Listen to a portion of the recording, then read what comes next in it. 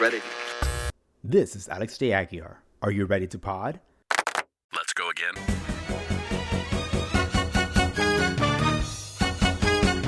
Quiet, please. Ready. When it comes to money, many of us tend to live in the present without worrying about our future finances. You know, we all have our reasons. Some feel financially secure and believe that they don't need to worry. Others may lack the knowledge or awareness of the importance of financial planning. Others rely on external sources such as government programs or family inheritance. Or simply, in denial, they avoid the reality of their financial state.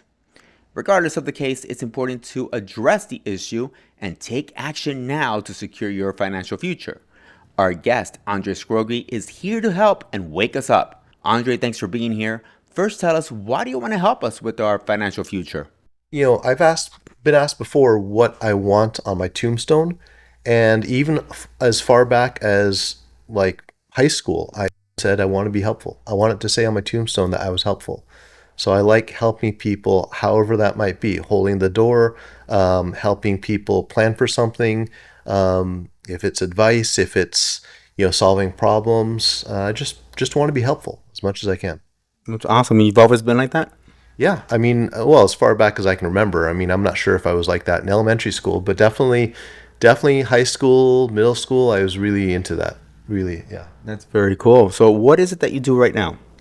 So what I do is I'm in the insurance and financial services realm, and I'm a licensed professional helping people basically increase and protect their money. And I also started a nonprofit where we just, not sales, but we just educate people about the need for protecting their income. This information is very handy right now because I go to the grocery store and I cannot believe how high the prices have become. Butter that I used to buy, it's probably like $1 something more, $2 more, and I even saw some prices $4 more in some items that I purchased at the grocery store. You know, it's crazy, and I'm thinking about all these people that can no longer afford what they used to at the grocery store. Tell me, Andre, do you think it's going to get better or worse? Well, inflation's just been there, and it's been there for a long, long, long, long, long time. And that's the cost of goods goes up every single year, or on average.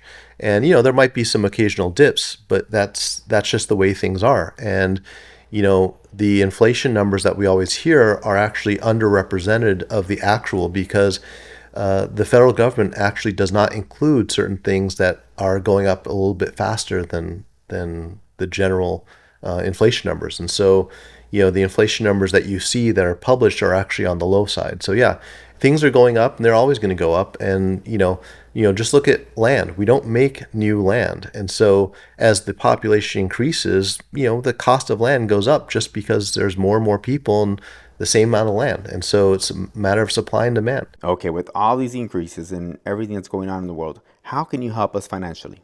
Okay, so what we do typically when we're working with people on the on our, what I would call our for-profit side, is we advise people on ways that they can increase their money, either by increasing their income. So we have ways to help them with increasing their income, or also in terms of the money that they've saved, how to put it in the proper places. A lot of people will put their money in the bank thinking that that's the way to save, or even worse, they'll put it under the mattress or bury it in the backyard. It's kind of hard in Miami with all the condos and the fact that you got water 2 feet down. But if you save money in a box or even in the bank, you're losing out due to inflation.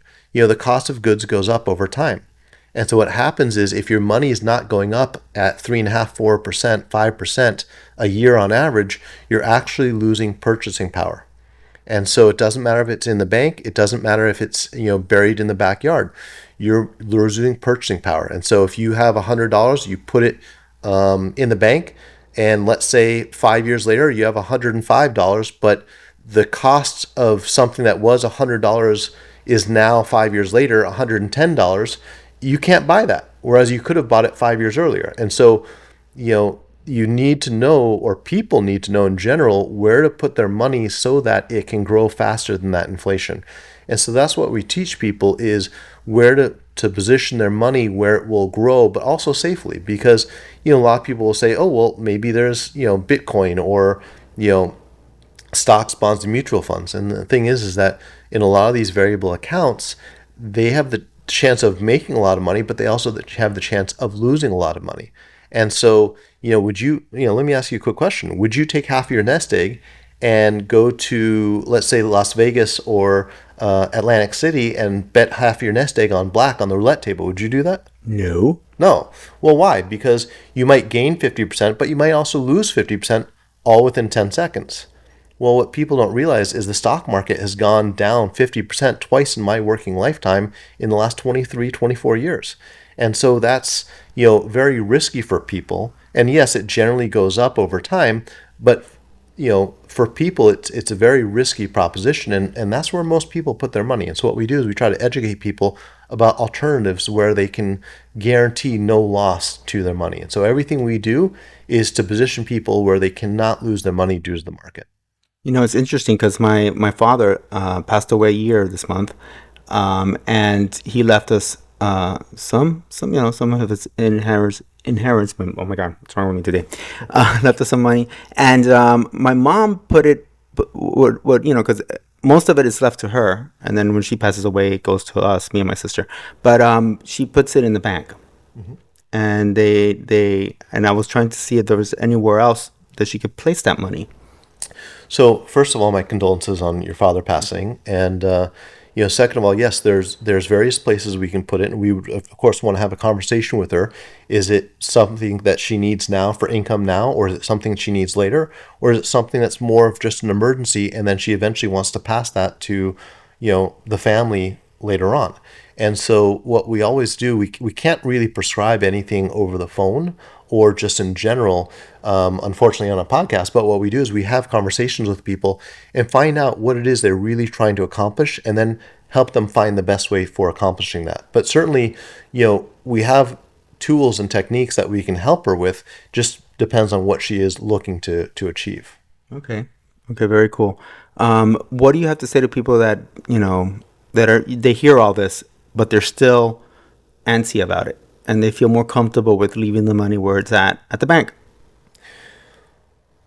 As uncomfortable as it is to sometimes talk about money, or talking about your future, or even talking about, your mortality, just sticking your head in the sand doesn't really help. So, there's a train barreling down on all of us called retirement. And, some people think, well, if I don't plan on it, I don't look at it, it's not going to affect me, but that's not true. This train's going to hit you unless you're looking at it and you step away. So you need to, inspect what you expect. And so if you don't care and you just want to get run over by this train, then it doesn't matter. But if you want to avoid the train, it's better to look up and see the train coming and to step off the tracks. And the earlier you do that, the better. And so the longer people delay, the harder it is. And there's nothing sadder than seeing somebody that's 65 years old, they've got maybe $25,000 saved up and they want to retire. And they're trying to figure out what they can do. And by then it's really hard, because they're really close to that retirement. Whereas somebody who's in their 40s or 30s or even 20s, the earlier they start, the better. And there are places that people can save not just for retirement, but they could also use it to buy a house, to buy a car, to go on trips for their kids' college education. And so the earlier they plan and the smarter they are with where they place their money, the more they can do with it, the more flexibility they have with it, the more they'll have in the end, and not just for retirement, but for expenses along the way. Andres, what did you do before this? What were you doing? What made you come into this? How did you get into this road? So I was doing, like I said, computer engineering, and while it was fun and everything, it was not very interactive with people. It was mostly just sitting behind a computer, and I really liked interacting with people and helping people. And so I started doing real estate because that helps people out, and I made $60,000 in 1 month doing real estate pretty much, and then I tried it full time. I made nothing in 6 months. And so part time I could make $60,000, but full time I made nothing. And it, for me, that was a little bit too up and down. And so I went into insurance and financial services, part time initially, and then eventually full time, and worked for 2 different Fortune 500 companies. Started my own brokerage, and just haven't looked back. I get what I call non-monetary bonuses. You mentioned your mother, and one of the things that really really makes me feel good is when I help somebody, especially if they remind me of my grandmother, and I do such a good job, and I'm really affecting them so well that they just ask for a hug. There's literally nothing better in the world than to know that you made that big a difference, that they just want to give you a hug because you just set their mind at ease. You made sure that they could have an income stream where they cannot lose it, they cannot outlive it, they cannot be swindled out of it. That just makes you feel good. Yeah, that's what my mom's going through now. She's worried that her money's gonna go away, and she's struggling with that. So maybe we can have a talk with her. Certainly. I mean, that's something that we're always free to talk to. And, I do everything through education. I'm a certified financial educator. My parents were both public school teachers and said I could be anything I wanted, but a public school teacher. But I like this because I get to educate people, and, if they want to do something, great. And if they don't, that's okay too. I used to get upset when people said no to me, that they didn't want to do business with me. And then I realized that, there are all these people that volunteer their time at soup kitchens to help feed the poor. And every time somebody says no to me, what I did is I just educated them for free. And that's my volunteerism. I try to volunteer my time to educate people to try to prevent them from becoming poor. And, if they don't want to do it, that's okay. It's just my volunteerism. And so that's the way I approach it. So what I do is every time I meet people, it's free to talk to. I just educate them and see what they're trying to accomplish and try to help them with that, and write them a prescription, if you will. And they don't have to fill it at my pharmacy, and that's okay. Right? So what would you say is the biggest challenge you've ever had with anyone out of all these years? Biggest challenge. People can be resistant to change. I've had somebody that came to me with a policy, and I was able to save them $100,000.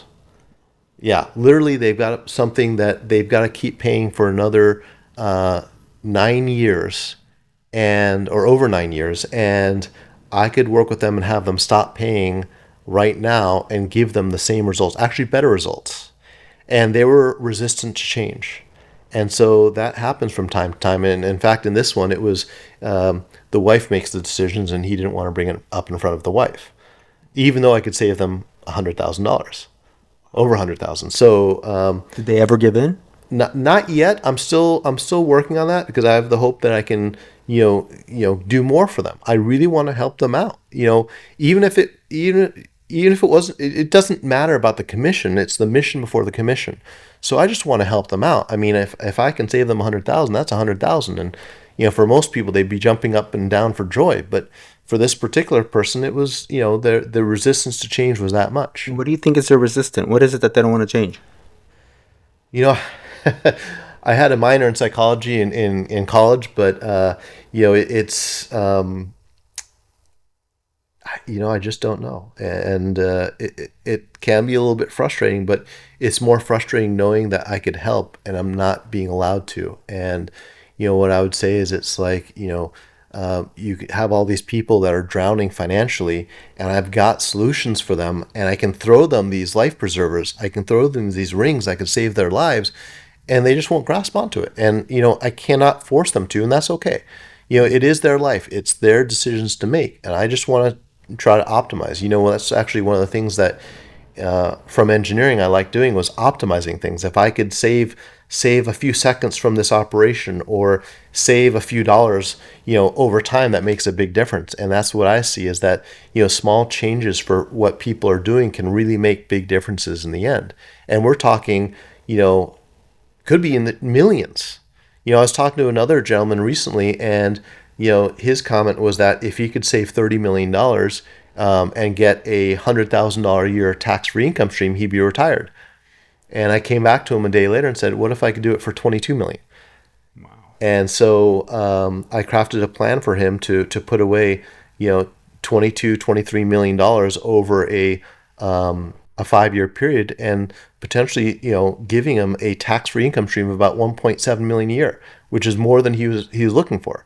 And so, these are things I like to do. I like to help people where, now don't get me wrong, helping those with a lot of money makes me a lot of money. However, I really enjoy helping people that don't have much. So if you have for somebody like that, they have people lined up to help them. Oh, you want to save $4 or $5 million a year? Yeah, you've got 100 people, 1,000 people willing to help them. But what really makes me feel good is when you've got the people that only have $15 to $100 to $500 a month. That's what I was going to ask you. So how much can you have for you to begin helping that person? For those listening out there and maybe they have zero in the bank. I mean, what is it that they must have to come to you? So they don't have to have anything. If they're not making enough money, maybe it's helping them make more or, shifting their priorities. 50 cents a day can really make a difference depending upon what they need to do. And the more they can save, the better for their future. Or however, for example, the protecting their income side of it, 50 cents a day can really make a difference and generationally can help people. The really wealthy already are protecting their incomes so that future generations don't have to suffer. But what I find is the people that are the middle class or that aren't yet at the middle class, those people are the ones that are most likely to have problems generationally with their wealth or just keeping their families above the poverty lines. And, little tweaks like that, 50 cents a day, $1 a day can really make a difference in that area. If you think about it, who can't afford 50 cents a day, $1 a day? Maybe it's eating out one time less every quarter or every year. And that might be enough to do that. Or maybe it's, cutting back a little bit on the cable, or maybe it's just finding, some way of making an extra $1 a day. And what do you think about these apps that you can put in some money, like Acorns? So, the forced savings habits is not a bad thing. However, there's no one size fits all approach. And so when you've got these apps, they're trying to fit everybody through this one box. And they're not addressing people's individual concerns, and they're not looking at the whole picture. And so while it's better than nothing, it's not as efficient as it could be for people. And people don't realize that it might not cost them anything to use a professional to try to figure this out.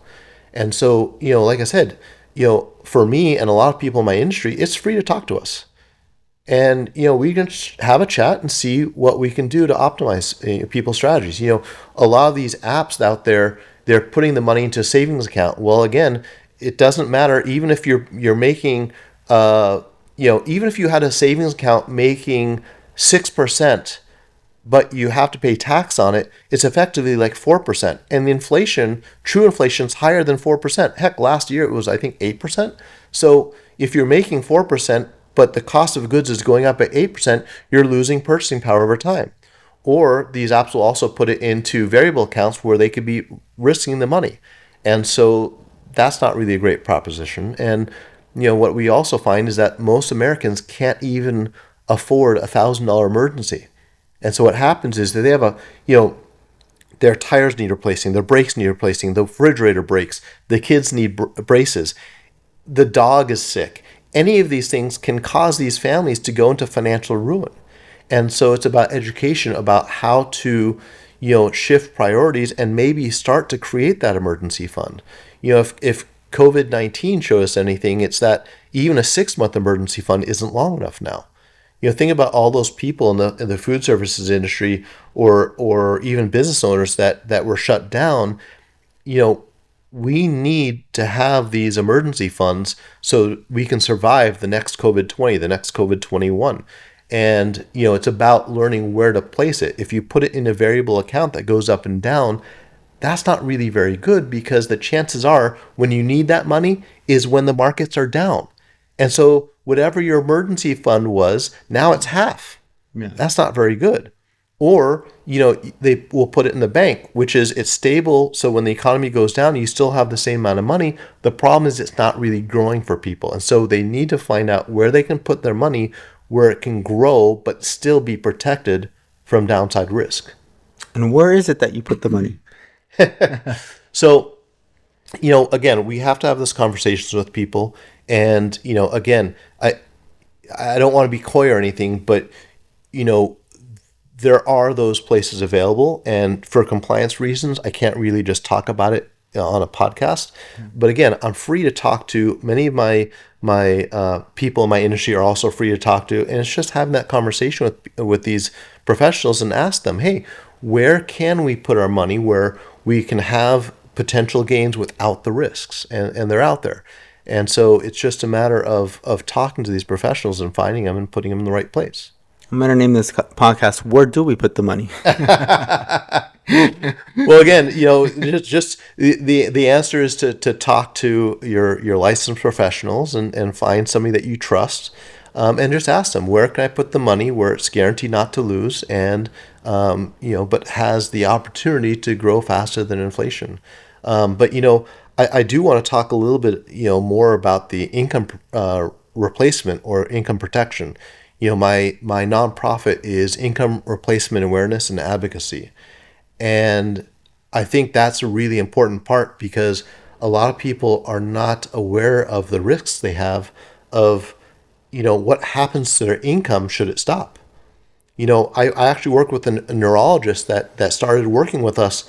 And one of the reasons he started working with us and joined my nonprofit is every week he'd have to tell a family that, so-and-so is never going to be the same. And he's telling this to a family where that was the major breadwinner. That was the primary breadwinner. What happens when the primary breadwinner can't work anymore? And not only can they not work, but now they might need care. And so, a lot of people think that the worst thing that could happen to my family is if I die. But, the worst thing that can happen is if your income stops, but you're still around, but you need care. Because now you're taking time or effort, now you're taking money or whatever it is, resources from the family, and it can go up quite a bit. And so what people need to realize is they need to protect their income, not just in case of death, but in case of serious illness like COVID-19, or could be a stroke, could be cancer, could be a heart attack. Any of a number of things could affect your ability to work. Or maybe it's an injury.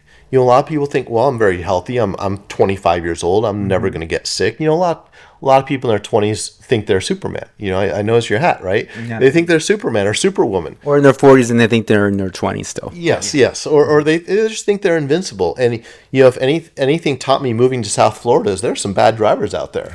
And, you could be the healthiest person in the world, but you can't control what the idiot does in the freeway next to you. Yeah. And all it takes is a car accident, a slip and fall on the ice, a bike accident, could be a surfing or boogie boarding accident, any of a number of things. And, that income could stop, and you have to worry about what's going to happen. How are you going to take care of yourself? How's your family going to survive? And so, and it could be also the next lockdown.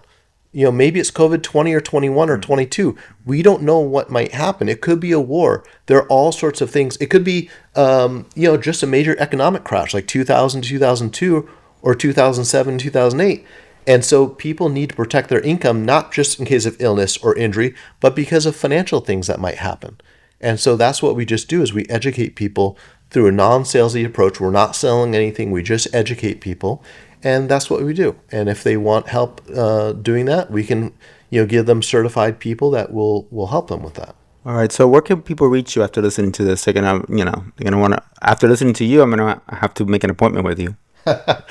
Well, my nonprofit is again Income Replacement Awareness and Advocacy, IRA-A.org. So again, that's IRA-A.org for Income Replacement Awareness and Advocacy. And so they can go there. And then also my for-profit side is my brokerage, Neoterra. That's NEOTERRA.com. And so people can reach out to me on either of those locations. What's the best advice that you can give anybody out there right now that's not in the path that they should be with their finances? Get yourself educated and, look up and assess where you are and where you want to be. Who cares most about your finances? You. Not me, not your mom, not your dad, nobody, right? The person who cares most about your finances is you. And so get the education, as painful as it might be, because you need to be an advocate, right? If you go to the doctors and you're not your own advocate, they might miss something. You need to be your own advocate. And yes, you should rely on professionals as well and be your own advocate. That's the biggest thing that I can tell people and to do it early. The longer they wait, the more expensive it becomes. And, we all deserve to have the dreams. Don't shrink your dreams to match your situation. Increase your situation to match your dreams. That was beautiful. Thank you so much, Andres, for being on the pod. And one more thing. Don't fall off the pod. Ready. Listen up, podheads. Now's your chance to be on the pod. If you have a story, say it right here. Go to podwithme.com, fill out the Be Our Guest form, and submit. Very easy, right? Oh, and before I forget, go ahead and follow us on social media. The links to Facebook and Instagram are right there.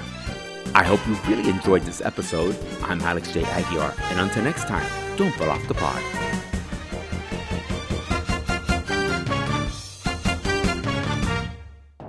Ready.